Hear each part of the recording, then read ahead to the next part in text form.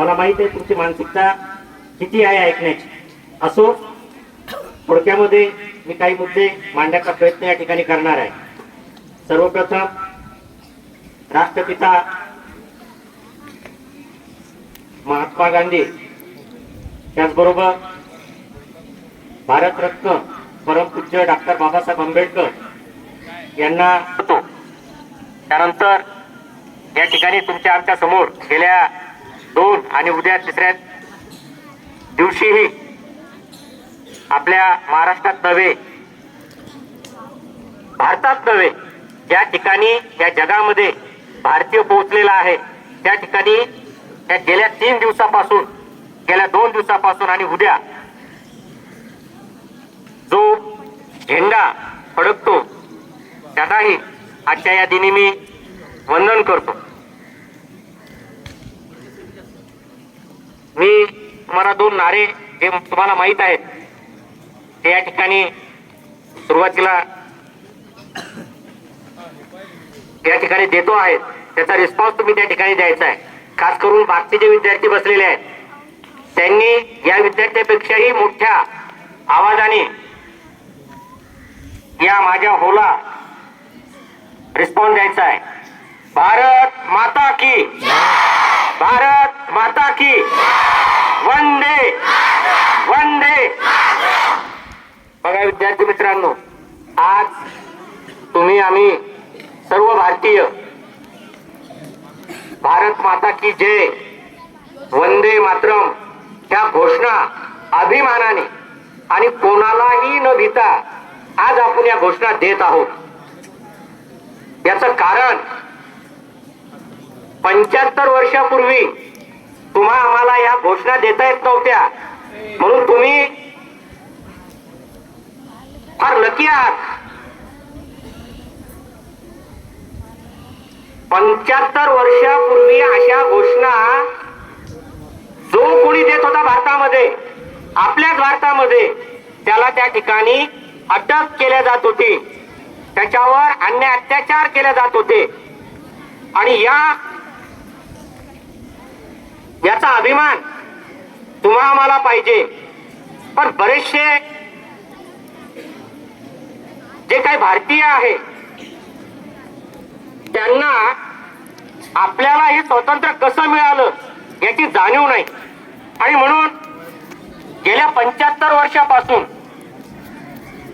25 वर्ष ज्यावेळेस झाले त्यावेळेस रौप्य महोत्सव आपण स्वातंत्र्याचा साजरा केलेला आहे. सर्वांचं लक्ष समोर. सुवर्ण महोत्सव आपण या ठिकाणी साजरा केलेला आहे. हीरक 60 वर्ष झाल्यानंतर हीरक महोत्सव स्वातंत्र्याचा आपण या ठिकाणी साजरा केलेला आहे. आज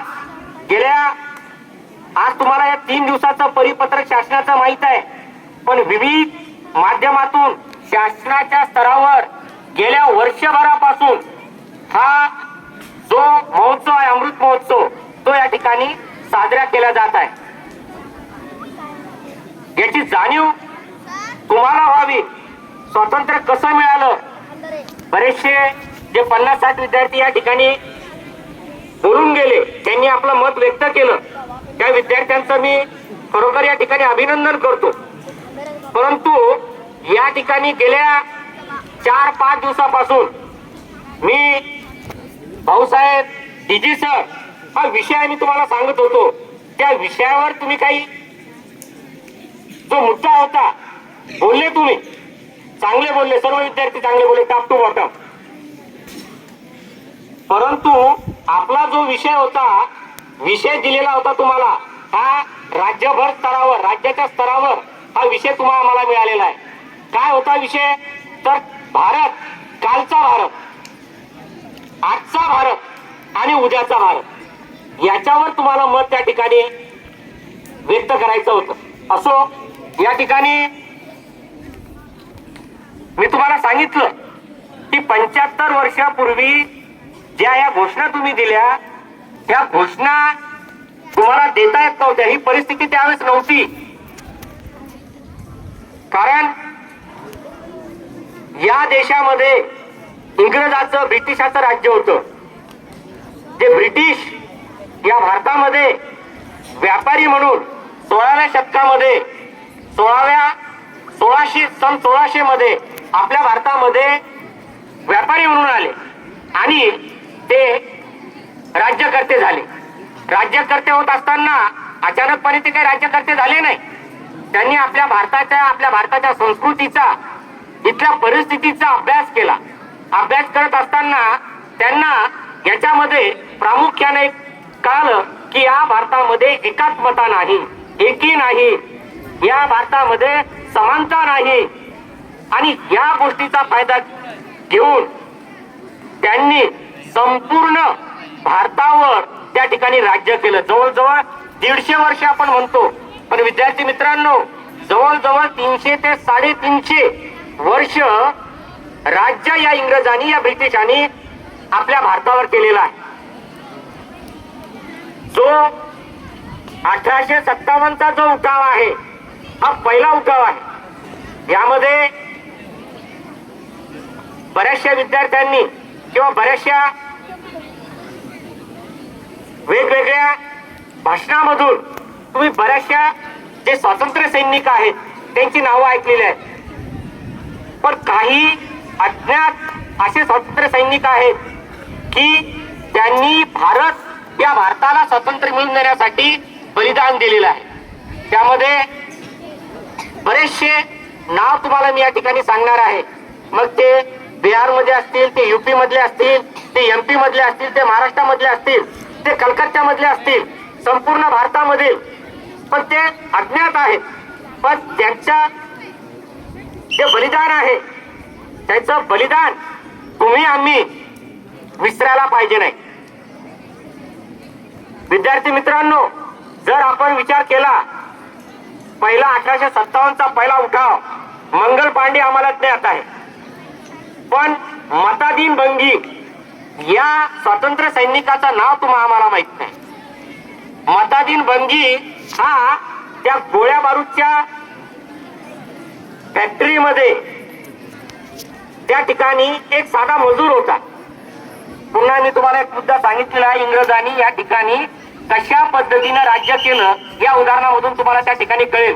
हा जो इन्सिडेंट आहे, हे जे उदाहरण आहे, हे मी तुम्हाला सांगत असताना काळजीपूर्वक ऐका. या सगळ्याच्या स्वातंत्र्य सैनिकाचं हे जे काही ज्ञात आहेत, काही अज्ञात आहेत, यांचं जर सांगत बसलो तर दिवसही या ठिकाणी पुरणार नाही. आणि म्हणून थोडक्यामध्ये मी या काही जे ज्ञात आहेत, काही अज्ञात आहेत, अशा स्वातंत्र्य सैनिकाचं नाव या ठिकाणी सांगणार आहे, त्यांचं कर्तृत्व सांगणार आहे. तुम्ही या ठिकाणी जे बसले, तुम्ही आज या ठिकाणी अभिमानाने, सन्मानाने या भारतामध्ये जगता आहात, त्याचं सगळं एकमेव कारण या स्वातंत्र्य सैनिकामुळे आपण या ठिकाणी या भारतामध्ये सन्मानाने वागत आहोत. आणि टिकवायचं जर असेल तर यांचे विचार, यांचं बलिदान हे तुम्हाला आम्हाला या ठिकाणी माहीत असणं आवश्यक आहे.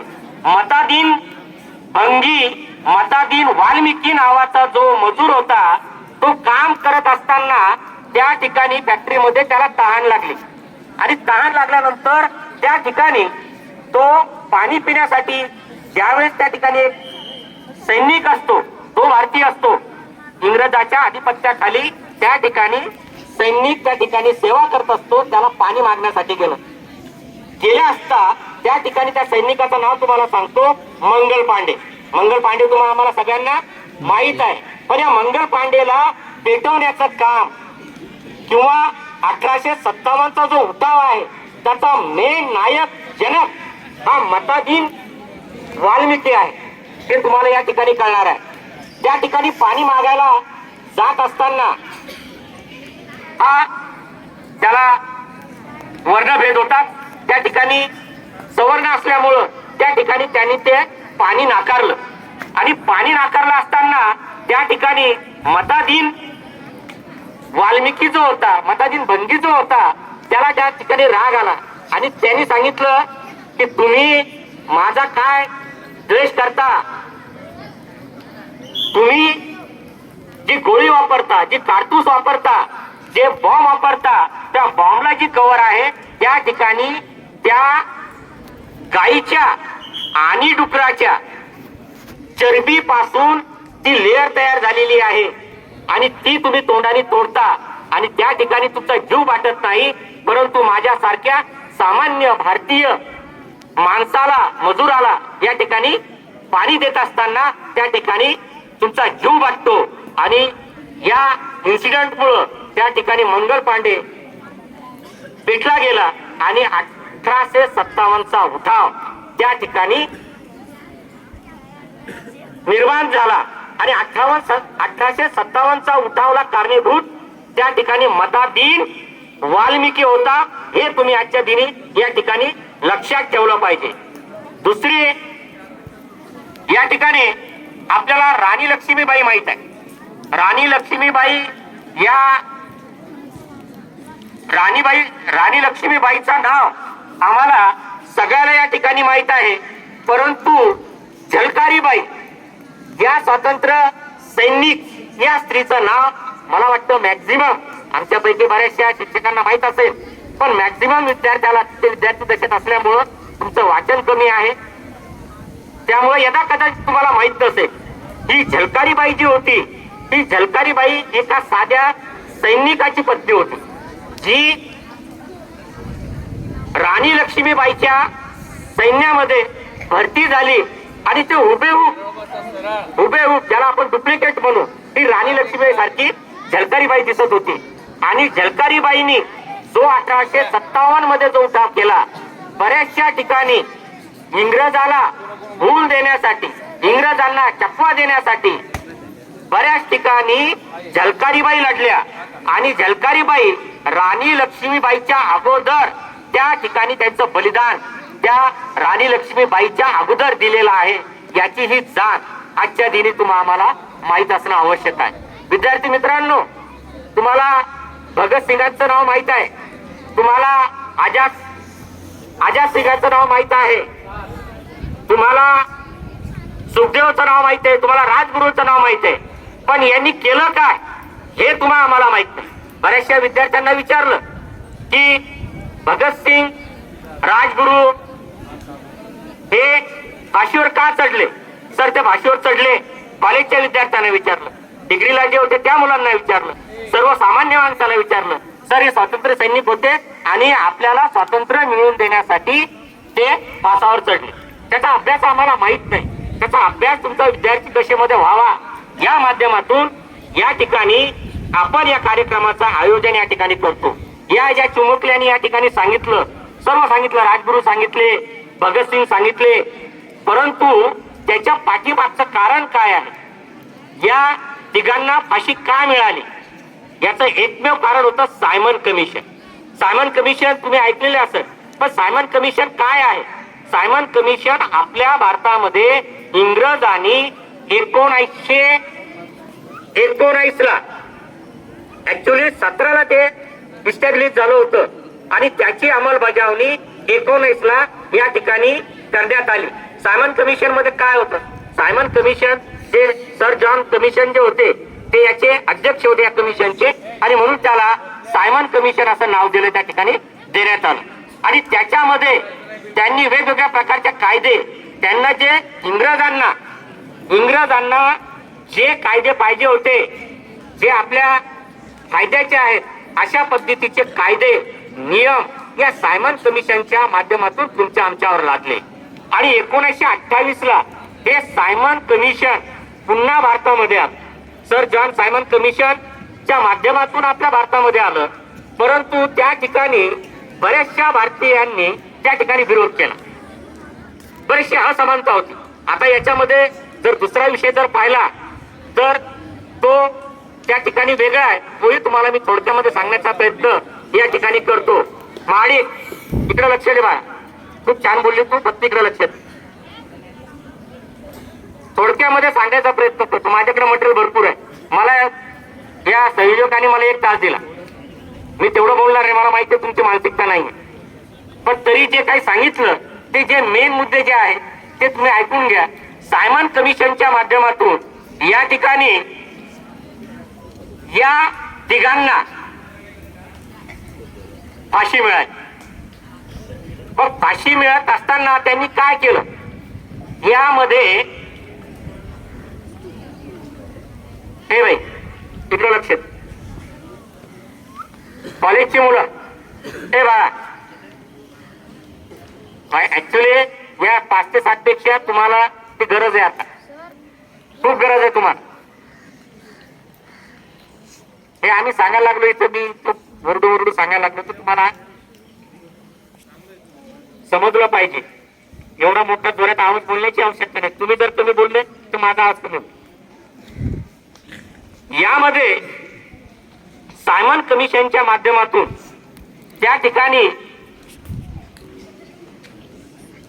एस्कॉर्ट नावाचा जो अधिकारी होता त्याला मारण्याचा बेत होता, परंतु त्या ठिकाणी तो अधिकारी मारल्या न जाता सुडर्स नावाचा अधिकारी त्या ठिकाणी मारला जातो आणि ते तिघही त्या ठिकाणी फरार होतात. आणि पुन्हा या सायमन कमिशनचं जी अंमलबजावणी करण्यासाठी पुन्हा भारतामध्ये इंग्रज सरकाराच्या माध्यमातून ज्या काही चळवळी सुरू होत्या त्याची जाणीव ही ब्रिटिशांना कळावी आणि म्हणून दिल्लीच्या असेंब्ली मध्ये भगतसिंगांनी, आझाद यांनी बॉम्बस्फोट केला.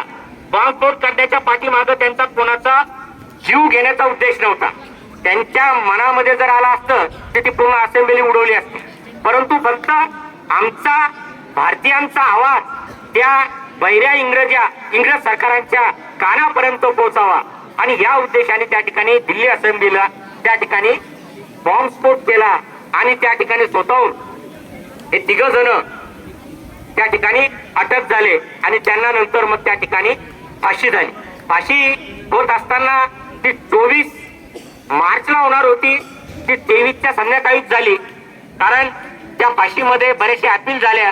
फाशी होणार होती किंवा ती अपील करत असताना त्या ठिकाणी ती कॅन्सल होईल ही भीती त्या ठिकाणी इंग्रजांना होती आणि आदल्या दिवशी 1 दिवस अगोदर रात्री 12 वाजता त्या ठिकाणी त्यांना फाशी दिली.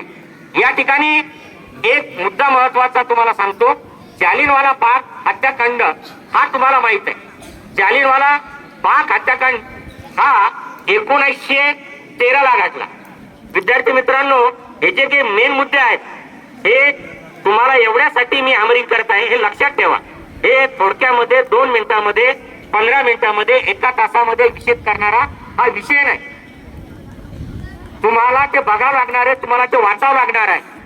जालियनवाला बाग हत्याकांड ज्या ठिकाणी अमृतसर मध्ये एक सण होता, त्याला झाकी वगैरे म्हणतात, आणि त्या ठिकाणी सर्व ते पंजाबी लोक मोठ्या संख्येने त्या ठिकाणी जमा होतील या उद्देशाने महात्मा गांधी, राष्ट्रपिता महात्मा गांधी त्या ठिकाणी प्रबोधन करण्यासाठी गेले. कारण त्या ठिकाणी काळा कायदा इंग्रजांनी, जसं सायमन कमिशन होतं तसा काळा कायदा जो होता तो काळा कायदा ज्याला आपण रोलेट ऍक्ट म्हणू, रोलेट ऍक्ट घेऊन त्या ठिकाणी आले होते. आणि हे जे लोक होते, महात्मा गांधी असतील, पंडित जवाहरलाल नेहरू असतील, वल्लभभाई पटेल असतील, डॉक्टर बाबासाहेब आंबेडकर असतील, हे जे राष्ट्रीय स्तरावरचे जे नेते होते यांना या इंग्रजाच्या सगळ्या ज्या काही चाली होत्या किंवा जे कायदे होते, जो विषय होता त्यांना तो ज्ञात होता. आणि मग त्याचा हा काळा कायदा आहे. त्या कायद्यामध्ये काय झालं होतं, काय एक थोडक्यामध्ये तुम्हाला सांगतो. तो रॉलेट जो ऍक्ट आहे त्याच्यामध्ये बऱ्याचशा गोष्टी त्यांनी त्या ठिकाणी नमूद केलं होतं. पण एक महत्वाची गोष्ट त्याच्यामध्ये होती, एक ती म्हणजे कोणत्याही भारतीयाला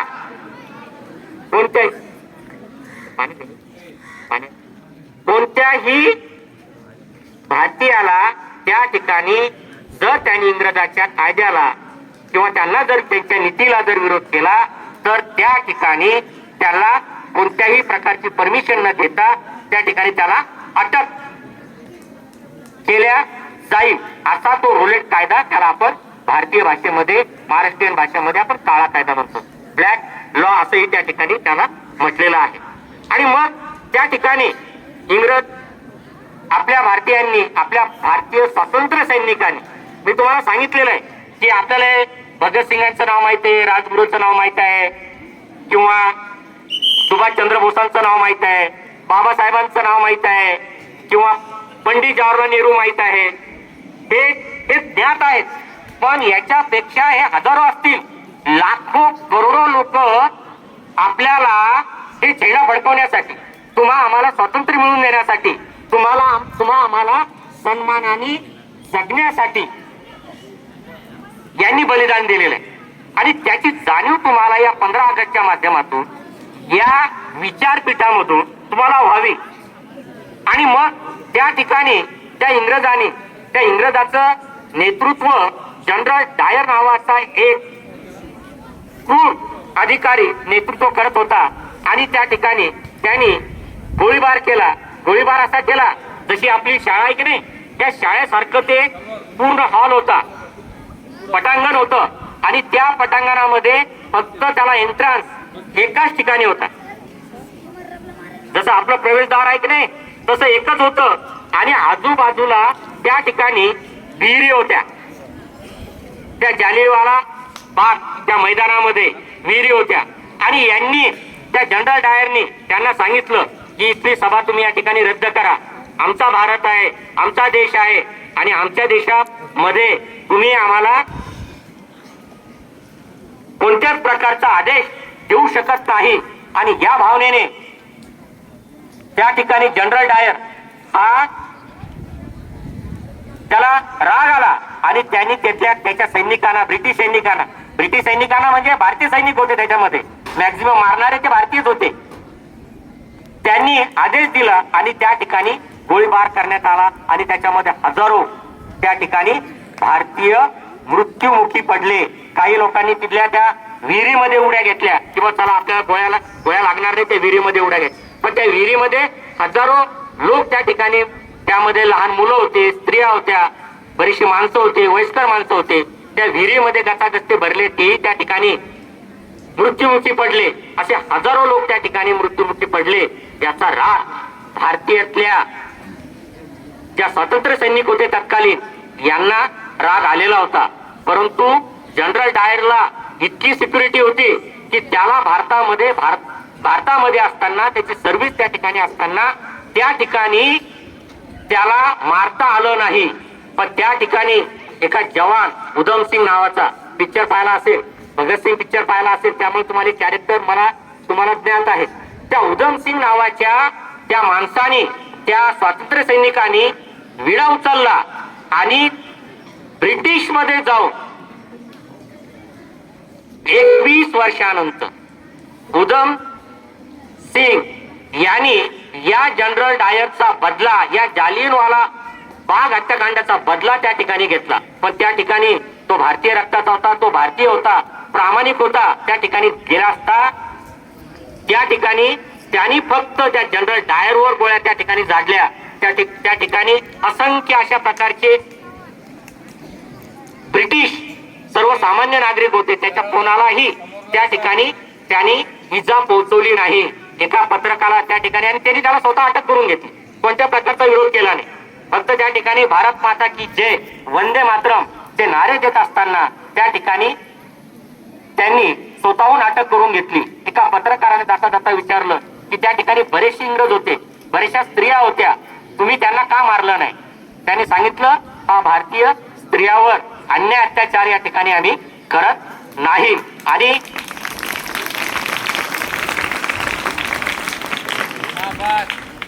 हात समोर सर्वांचे. विद्यार्थी मित्रांनो, सायमन कमिशन जसं मी तुम्हाला सांगितलं, जसं राष्ट्रीय स्तरावर सायमन कमिशनचा जसा विरोध त्या ठिकाणी करण्यात आला, एक बाजू अशी होती, ती तुम्हाला सांगणं गरजेचं आहे. कारण आम्हाला नंतर कळाल्या, पण तुम्हाला त्या लवकर कळाल्या या उद्देशाने त्या ठिकाणी सांगतो. सायमन कमिशनला डॉक्टर बाबासाहेब आंबेडकरांचा विरोध होता. आणि हा विचार त्यावेळेस सगळ्या भारतामध्ये बाबासाहेबांना, ज्यावेळेस बाबासाहेबांनी लाला लजपत राय जे आहेत, मी तुम्हाला सायमन कमिशनचं ज्याला विरोध करण्यासाठी सायमन कमिशन सांगत असताना लाला लजपत रायांनी त्याचं नेतृत्व केलं होतं. आणि त्या लाला लजपत रायच्या त्या सायमन कमिशनच्या माध्यमातून त्या ठिकाणी त्या लाठीमारामध्ये त्यांचा मृत्यू झाला. आणि त्या लाला लजपत रायचं, त्या लाला बोलणार इकडे पाठवलं त्याच्यातला लजपत रायचं त्या ठिकाणी निधन झालं आणि त्या सायमन कमिशनच्या माध्यमातून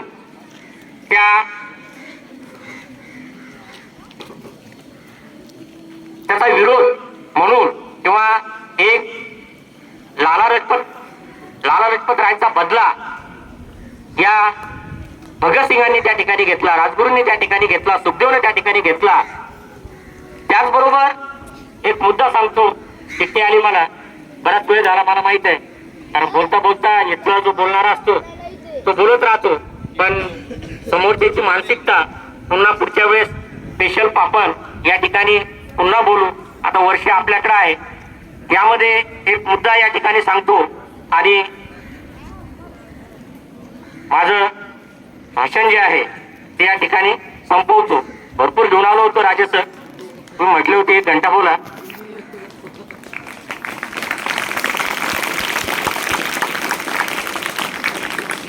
अरे 1 घंटा बोलायचं असलं तर जवळजवळ कमीत कमी 3 घंट्याचं मटेरियल तयार करावं लागतं. त्यावेळेस 1 घंटा माणूस बोलतो. असो, नंतर कधीतरी आपण मत व्यक्त करतो. महाराष्ट्रामधलं एक उदाहरण सांगतो. स्वातंत्र्य सैनिकांचं चापेकर बंधूचं एक नाव तुम्हाला या ठिकाणी सांगणं आजच्या दिनी मला असं वाटतं गरजेचं आहे. वेळ खूप झालेला याची जाणीव मला पण आहे. यामध्ये चापेकर बंधूचे नाव कोणाला सांगता येईल का? 11वी 12वी 10वीचे विद्यार्थी. त्या चापेकर बंधूचे 3 बंधूचे नाव मला कोणी सांगा. 3 जणांची नावं सांगाय. संपलं, मी भाषण बंद करतो. म्हणजे मी ते सांगितलं माझ्या भाषणामधून, मी तेच तुम्हाला सांगायला लागलो. आम्हाला जे ज्ञात आहे जे ज्ञात आहेत त्यांचंही ज्ञान नाही, आणि जे अज्ञात आहे ते तर कितपत पडले.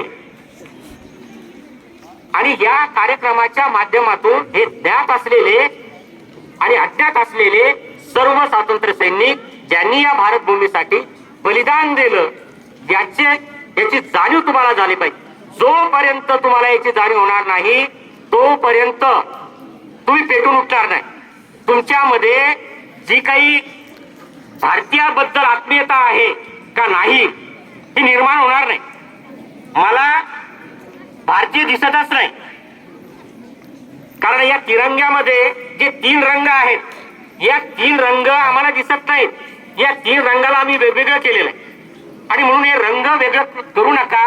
या 3 रंगाच्या खाली आपण त्या ठिकाणी आलो पाहिजे. सगळ्यांनी आलं पाहिजे, असं माझं मत आहे. असो, चापेकर बंधू जे आहे त्यामध्ये दामोदर, बाळकृष्ण, वासुदेव हे चापेकर 3 बंधू होते. हे महाराष्ट्रामधलं उदाहरण आहे, कारण महाराष्ट्रामधलं उदाहरण तुम्हाला माहित असणं आवश्यक.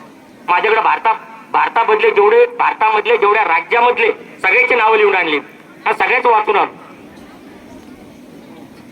असो, या चापेकर बंधूंनी आपल्या पुण्यामध्ये प्लेगची साथ आली. जसा कोरोनाच्या मध्ये आपला कसा कोरोना आला होता की नाही, कोरोना आला होता ना 2020 मध्ये, तसा पुण्यामध्ये प्लेगची साथ आली होती. आणि ती प्लेगची साथ आल्यामुळं ब्रिटिश सरकारने त्या ठिकाणी एक अधिकारी त्या ठिकाणी पाठवलेला होता. त्याचं नाव होतं, कोणाला सांगता येईल का त्याचं नाव नाही माहिती. रॅड नावाचा अधिकारी होता, आणि त्यांनी ती सेवा करण्याच्या व्यतिरिक्त या ठिकाणी प्लेगच्या माध्यमातून बऱ्याचशा भारतीय स्त्रियांवर, पुरुषांवर, वयस्कर माणसावर, मुलावर अन्याय अत्याचार केले. याची चीड या 3 भावांना आली, आणि त्या 3ही भावांनी त्या रॅडचा त्या ठिकाणी खून केला, आणि हे चापेकर बंधू यांना त्या ठिकाणी फाशी झाली. याचबरोबर यांच्या बरोबर मी तुम्हाला सांगितलं ना, काही गद्दार आहेत आपले, काही गद्दार कशामुळे गद्दार नाही म्हणता येणार त्याला, त्यांना इतिहास माहित नाही. ज्याला इतिहास माहित नाही ते गद्दार होतात. ज्याला नॉलेजच नाही, एखादं मत मांडताना त्या चापेकर बंधूंनी रॅड नावाच्या अधिकाराचा खूप सफाईदारपणे त्या ठिकाणी फोन केला.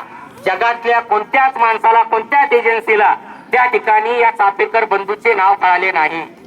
परंतु त्या ठिकाणी विठ्ठल द्रविड नावाचे जे बंधू होते त्यांनी आपल्यातलेच त्यांनी या इंग्रज अधिकाऱ्यांना सांगितलं, या 3 चापेकर बंधूंनी आपल्या या ठिकाणी या रॅड अधिकाऱ्याचा त्या ठिकाणी खून केला आणि त्यांना त्या ठिकाणी अटक झाली आणि या 3 अधिकाऱ्यांना त्या ठिकाणी फाशी झाली.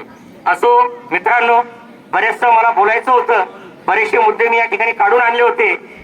तुमची मानसिकता समजून मी या ठिकाणी संपवतो, परंतु हे जे मटेरियल आहे हे मी कधीतरी तुम्हाला सांगितल्याशिवाय राहणार नाही. जीपी सरांना बोलू आपण नंतर. या ठिकाणी 2 ओळी या ठिकाणी म्हणतो, थोडा लिहिण्याचा प्रयत्न केला, 2 ओळी कशा तरी त्या लिहिल्या मी. स्वातंत्र्यासाठी लावला टिळा, स्वातंत्र्यासाठी लावला टिळा रक्ताचा, गंध इथल्या मातीला. I repeat it again. स्वातंत्र्यासाठी लावला टिळा रक्ताचा, गंध इथल्या मातीला. क्रांतीचा प्राण देऊन आपल्या वीरांनी भारत मातेला स्वाधीन केले. तुमच्या हाती आता फडकवा हिमालय ध्वज यशाचा. या ठिकाणी 2 काही लोक जे अज्ञात क्रांतिकाराचे नाव या ठिकाणी फक्त वाचून दाखवतो, त्यांचा इतिहास सांगत नाही. इतिहास पण आम्ही वाचून आलो, लिहून आणला, फक्त त्यांची नावं आजच्या दिवशी आजच्या दिनी घ्यावी अशी माझी मनोमन इच्छा आहे. मी अगोदरच तुम्हाला सांगितलं, बैठे सावधान सरळ. झलकारीबाई लक्ष्मीबाईच्या त्या सारथी होत्या. उधमसिंग यांचं नाव मी तुम्हाला या ठिकाणी सांगितलं. त्याचबरोबर बिरसा मुंडा हे नाव या ठिकाणी सांगणं गरजेचं आहे. हंट्या मामा, सिंधू काना हे बंधू होते. करो या मरो या ठिकाणी त्यांनी आपलं बलिदान दिलं. मतादीन भंगी, मतादीन वाल्मिकी याचे नाव तुम्हाला मी या ठिकाणी सांगितलं. 1857 चे ते जनक या ठिकाणी होते. त्यानंतर हरियाणामधले मदारी पासे, उदादेवी, रघुवीर दायला, सोड आंदोलनामध्ये आणि ताना आंदोलन. पहा तुम्ही, हे जे मी नाव सांगायला लागलो ना, एक नाव जर तुमच्या लक्षात आलं तर तुम्ही गुगलवर सर्च करा, युट्यूबवर सर्च करा, किंवा सरनं काहीतरी सांगितले नाव हे काय आहे. जेवढं नावं घेतले त्या नावाची जर तुम्ही सर्च केलं तर तुम्हाला पूर्ण त्याच्या स्वातंत्र्याचा इतिहास त्या ठिकाणी दिसेल. मोतीलाल तेजावत आहेत. त्यानंतर चोळ आंदोलन झारखंडचं जे आहे. त्यानंतर ताना आंदोलन होतं, ताना भगत. ताना म्हणजे खिचना, या इंग्रजांना मागे ओढायचं आणि आमचं प्रतिनिधित्व करायचं, याला आखून द्यायचं. ते ताना भगत बिहारमध्ये, आणि त्यांच्या सोबतीला बारम भगत, चतारा भगत या ठिकाणी ही बरीचशी नावं या ठिकाणी मी लिहून आणलेली आहे. सुभाषचंद्र बोस यांचंही नाव आज मी घेणं क्रमप्राप्त समजतो.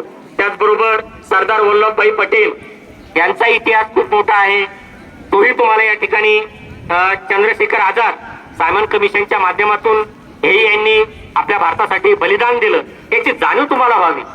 म्हणजे कळकळीनं सांगतो, याची जाणीव तुम्हाला या ठिकाणी व्हावी. आणि आजचा जो विषय होता, याचे जे काही प्रश्न होते, ते प्रश्नाचे उत्तर जर तुम्ही मला दिलं तर निश्चितपणे आजचा हा जो दिन आहे, हा दिन या ठिकाणी आपण साजरा केला असं मी या ठिकाणी समजेन. असो, यांची नावं मी या ठिकाणी घेतले. त्याचबरोबर जगदलपूर विद्रोह आहे, आर्बेदर हे नाव लक्षात ठेवा, या विद्रोहाचे नाव लक्षात ठेवा. मानगड आंदोलन आहे, मानगड क्रांती आहे, आर्बेदन आंदोलन आहे. अशी बरीचशी या ठिकाणी ही या स्वातंत्र्य सैनिकाची नाव आहे. परंतु एक शेवटी, हे बघा, शेवटची मुलं, एक शेवटी फक्त प्रश्न विचारतो थोडक्यामध्ये. डीजे सर, विद्यार्थी अपेक्षा काय, कालची, आजची आणि उद्याची अपेक्षा काय आहे? विद्यार्थी हा भारतासाठी जगणारा पाहिजे, तो खरोखर आहे का, हे आम्ही आमच्या मनाला या ठिकाणी प्रश्न विचारायचा आहे. दुसरा प्रश्न माझा आहे, भारतातील लोक विज्ञानवादी असायला पाहिजे. खरोखर आम्ही विज्ञानवादी झालो का? हाही प्रश्न तुम्ही आपल्या मनाला या ठिकाणी विचारा. भारतामध्ये समता, स्वतंत्रता, बंधुता निर्माण व्हायला पाहिजे, असायला पाहिजे. ती खरोखर आहे का? हाही प्रश्न आम्ही आजच्या या कार्यक्रमाच्या माध्यमातून एकमेकाला आपण विचारला पाहिजे. आणि त्याचं उत्तर जर तुम्ही पॉझिटिव्ह दिलं तर निश्चितपणे आपला भारत देश हा सुफलाम झाल्याशिवाय राहणार नाही. महिलांना शिक्षणाचा अधिकार मिळाला पाहिजे, महिलांना मतदानाचा अधिकार मिळाला पाहिजे, महिलांना सन्मानाने जगण्याचा अधिकार मिळाला पाहिजे. तो मिळतो का? तो काल होता का? आज आहे का? उद्या मिळणार आहे का? हाही प्रश्न मी तुम्हाला विचारतो. तुम्ही तुमच्या मनाला विचारा आणि त्या प्रश्नाचं उत्तर तुम्ही तुमच्या माध्यमातून आम्हाला द्या. स्त्रियांचा सन्मान केला पाहिजे. जातीवाद नको पाहिजे. जातीवाद पाहिजेत का? जातीवाद पाहिजे नको. मग तो खरोखर जातीवाद नष्ट झाला का? हाही प्रश्न या ठिकाणी आपण विचारला पाहिजे. या ठिकाणी भारताची जी लोकसंख्या आहे, भारतातल्या जगातल्या 15% जेवढी भारताची सगळ्या जगाची जी लोकसंख्या आहे 700 करोड झाली. मागे पुढे होऊ शकतं, माझ्या फिगरनुसार 700 करोड झालेले. तर त्याच्यामधला 15% लोकसंख्या ही भारताची आहे. पण त्याच्यामध्ये जागरूकता निर्माण झालेली आहे का? आर्थिक परिस्थिती आपली योग्य झालेली आहे का? रोजगार योग्य मिळालेला आहे का? शिक्षण आपल्याला मिळालेलं आहे, पण आपलं गुणवंत आपण झालो का? मी एक सांगत असतो उदाहरण नेहमी, कारण आता बघा सिनियर कॉलेज, ज्युनियर कॉलेज हे सगळे गेल्या 2-3 किलोमीटरवर झालेले आहेत, पण आपण शिक्षित झालो, गुणवंत झालो नाही. मला इलेक्ट्रिकचं पूर्ण काम येतं, इलेक्ट्रिकचा डिप्लोमा माझ्याकडे आहे, पण मला साधा माझ्या घरातला फॅन, माझा लाईट मला त्या ठिकाणी लावता येत नाही. तर मी खरोखर गुणवंत झालो का? हाही प्रश्न तुम्ही आपल्या मनाला या ठिकाणी विचारला पाहिजे. असो, स्वातंत्र्य, बंधुत्व, सामाजिक न्याय भारतामध्ये असायला पाहिजे. तो आहे का? जातीवाद मी तुम्हाला सांगितलं तो नसायला पाहिजे. तो आहे का? काही या ठिकाणी आपण या ठिकाणी विचारायला पाहिजे. विद्यार्थी मित्रांनो, तुमच्या टाळ्यांचा कळ मला या ठिकाणी कळालेला आहे, कारण मी या विचारपीठावर ज्यावेळेस बोलत असतो, बऱ्याचदा बोलत असताना तुमच्या श्रोत्यांची मानसिकता या ठिकाणी ओळखून आम्ही घेत असतो. मी जे सांगितलं हे इकडे लक्ष द्या. मी जे पॉइंट सांगितले किंवा या 60 विद्यार्थ्यांनी जे पॉइंट सांगितले ते खरोखर जर तुम्ही अंगीकारले तर निश्चितपणे आजचा भारत आणि उद्याचा भारत हा सुजलाम सुफलाम झाल्याशिवाय राहणार नाही. पुन्हा एकदा भारत माता की, भारत माता की, वंदे वंदे. धन्यवाद.